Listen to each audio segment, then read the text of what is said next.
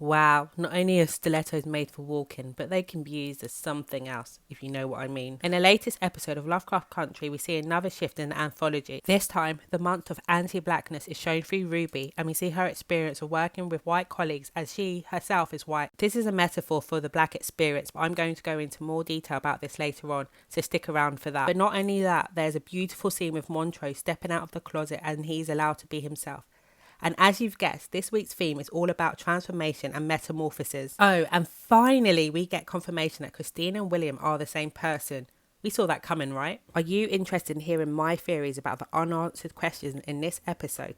Like, who is a man in the closet and what is in Christina's basement? Well, I am opinionated Olivia, and I'm here to break down and decode the latest episode of Lovecraft Country, A Strange Case. And for all my subscribers, welcome back. I really appreciate you subscribing to my channel. I'm working really hard to grow my YouTube channel and also put out the best quality videos I'm able to. So I really appreciate you for believing me and clicking that subscription button.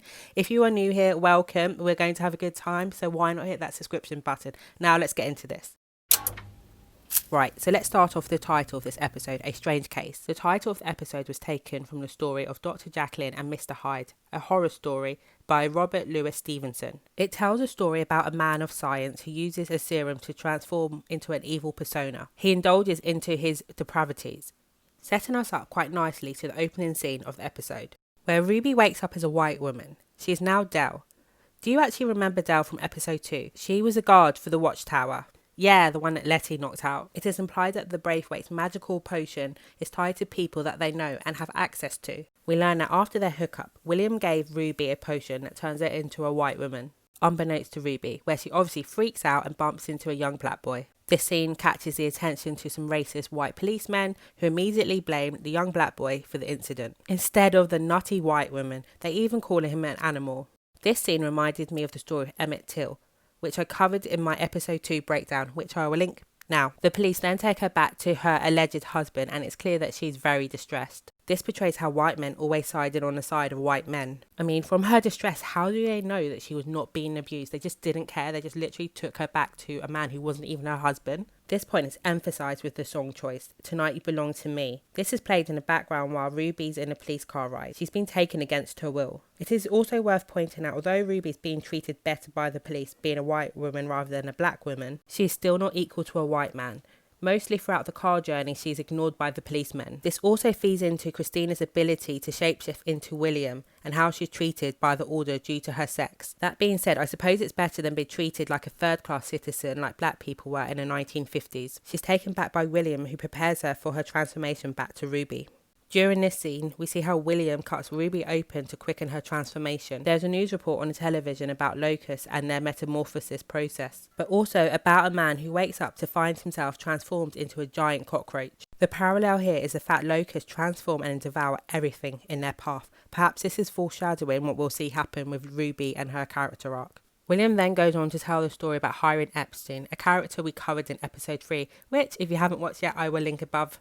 Now, he continues going on to say that he wants to understand more about the universe, and this is where I believe Hippolyta and Uri will come into play. We also hear William say he's doing this for Ruby because he believes that she's special. However, we know that he, or should I say Christina, has ulterior motives. We know that Christina is unable to get into Letty's house because of the protection spell, and I believe that she's going to use Ruby to have access to this. It's really quite funny how Ruby embraces being a white woman. We see her walk freely in the streets without a care in the world and reads a local newspaper in a park. While Ruby reads her newspaper, we see an ad for Confidence Girl. This is a film about a woman who isn't who she says she is. This fits quite nicely to the narrative for Ruby. During a scene where Ruby's able just to explore, wander around, embrace, be carefree, being a white woman, we hear the juxtaposition narrative of the monologue for a coloured girl who have considered suicide playing in the background. The narration is being used to show the hardship for many black women in America, while Ruby enjoys the benefits of being a white woman. This is depicting how many black women feel they need to look more European to be accepted by society, from straightening their hair to skin bleaching. We then flip to Montrose, who literally has blood on his hands. The blood of Yahima. Tick realises what his dad has done and he snaps. He punches the F out of his dad. Here we're seeing Atticus releases years of anger, trauma and resentment he has towards Montrose for years of abuse. But we also hear Atticus is like this because of what happened in the Korean War. He's suffering from PTSD, similar to his dad. There is a theme of black masculine struggles and how men have to put on a facade to hide their depression, their trauma, and this often comes out in violence. Atticus fears that he's lost all the clues to his mission. However, lucky for him, Letty had earlier taken photos of the book. In the next scene we learn that Montrose is in fact gay when he meets the bar owner Sammy. So Tree was telling the truth about something. As the scene goes on, we hear the song Bad Religion by Frank Ocean.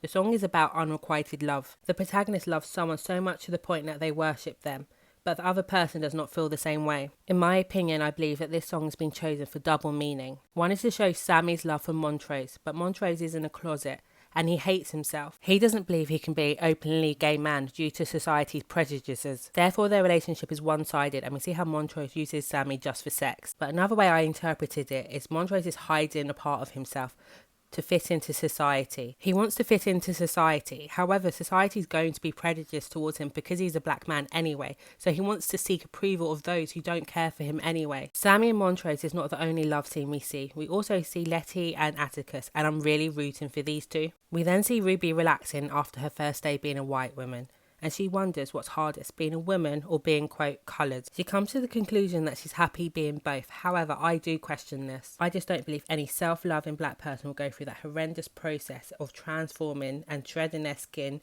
to lose their blackness. Again, I must point to the parallels of many black women who believe that they need to skin bleach or go under the knife, have surgery just to have more European features. But we all know that blackness is not just skin deep, it's a culture and it's a style. We see how Ruby almost slips back into her African-American lingo in her interview, and she can't hide it when she dances with her white colleagues, but also how she reprimands other black women who works at the department store. So back to the interview, we see Ruby stroll back to the department store, but this time she's Hillary. Money by Cardi B is blasting in the background. The song is showing financial freedom, a luxury that many black women of the 1950s didn't have. Ruby's CV is exactly the same, but this time she easily gets a job, and although she applied for a sales assistant, she gets a job as assistant manager. The manager asks Ruby how she feels about working with coloured people, as many of his co-workers quit when a whites-only policy was dropped. This in fact mirrors real-life events. Ruby then rushes back to the office when she starts turning back to herself, and she leaves the potion behind. Back as Hillary, we see Ruby talking to Tamara, the black employee we saw in an earlier episode.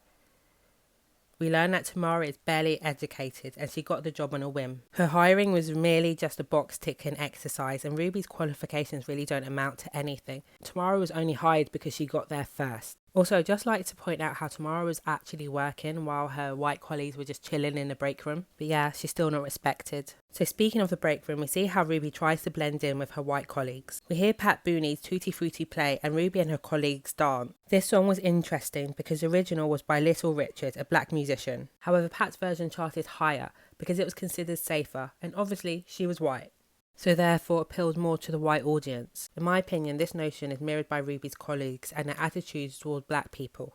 They want to visit the South Side for the excitement, even though they fear it. We also hear them discuss their boss Paul, as someone who lives in a Norman Rockwell painting. Rockwell was an artist for the Saturday Evening Post. He was known for his paintings depicting white American suburb life. We then see William pick up Ruby, and her white colleagues look at him in awe. He stands in front of a Wrigley's poster, showing that he's the poster boy, the idea, the desired white man. Throughout this episode, I've noticed William seems quite smitten with Ruby, and I'm not sure if this is Christina's true feelings. Look, the pair bond on their shared experiences as women, and Christina is obviously clearly quite lonely, and Ruby is probably the only person that she's been intimate with in a long time. But I'm also very sceptical about this because we know Christina is massively manipulative, and maybe they want us viewers to question her, question whether she's pure evil or she does have a soft side, but I do know she definitely wants Ruby for her own purposes. We see how Ruby is made to dress in a waiting outfit for a lodge meeting, and we hear Captain Lannister talking about taking the reins of the club. He seems very suspicious. Christina asks Ruby to place an amulet in his room. We see the same symbol in a later scene with Atticus when he's looking through the book. And we also learn that the symbol means protection. Christina reveals that Lannister killed William, and I believe that Christina wants revenge.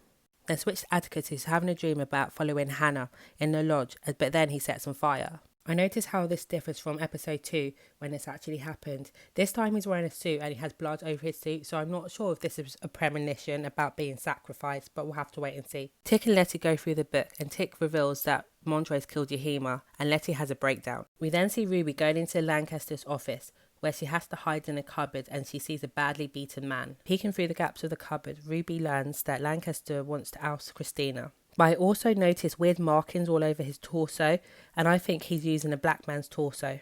Just hear me out, because in this episode it focuses on dual natures and multiple identities. Maybe he's using a black man's body to stay alive, similar to Jordan Peele's Get Out. So then we cut back to the department store the next day, and Ruby tells Tamara she needs to work even harder than her white counterparts just to get a fraction of the opportunities that white people have. We then see Ruby and her colleagues at the bar at the south side. Ruby doesn't take the potion this time, and so she turns back to herself. She witnesses Paul forcing himself on Tamara, what a poor girl, and then when she rejects him, he then calls her the N-word. Ruby then decides she's done forcing herself to be a certain way to fit in with the people at work. To me, this is a metaphor how many black people feel when they're in work or corporate environment. As we see Ruby's transformation in this episode, we also see Montrose go through his own metamorphosis. He goes to a gay bar where he's free to be himself. I absolutely love this scene. He's completely carefree and he dances with Sammy. It actually quite reminded me of the TV series Pose. Montrose is elevated above all, showing his transformation is complete, and we actually see him crack a smile for once. And he seals it with a kiss with Sammy, embracing his sexuality, finally. Then cut to Christina and Ruby having a discussion, where Ruby expresses that she does not feel like she can relate to Christina as she's a white woman and white women have it easier. Christina says that magic is power and hands Ruby her final potion. Then Ruby goes to see Paul to hand in her resignation because she says she's attracted to him. We see her seduce him, tie him up, and then put her stiletto where the sun doesn't shine. Sorry, I actually don't know why I'm laughing because that bit was quite brutal and maybe I'm a little bit sadistic. I'm actually not, I'm just joking. But anyway, when Ruby transformed back to herself, she reveals her face to Paul because she wants him to know that a black woman did this to him. She's getting vengeance for what he did to Tamara. So, the symbolism of the stiletto is used to show this that stilettos were popular in the 1950s. They were a symbol of sexual power and femininity. This basically embodies everything that Ruby just did with her actions just then. Later, Ruby goes to see William and she asks him about the basement, but he collapses and then turns into Christina. Actually, in early episodes, this was also hinted when we saw several dresses hanging in William's wardrobe, so this was foreshadowing the twist.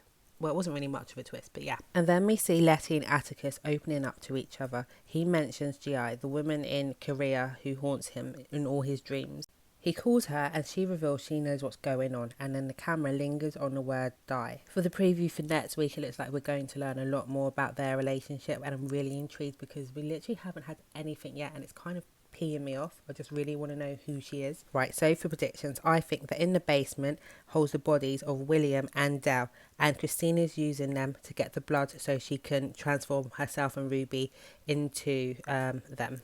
Like I say, we're going to find out more about G.I. and Atticus's relationship. She's clearly a nurse and she might have healed him when he was injured, but yeah, I'm starting to think she has some sort of powers where she can predict the future, because in episode 1 she tells him that he shouldn't have left, and then in this episode she says, "Do you believe me now?" So she kind of had an inkling to what was going to happen with him. But as we know, Tick is very stubborn and he just wants to get the answers. So let's see what happens. So that is all for now.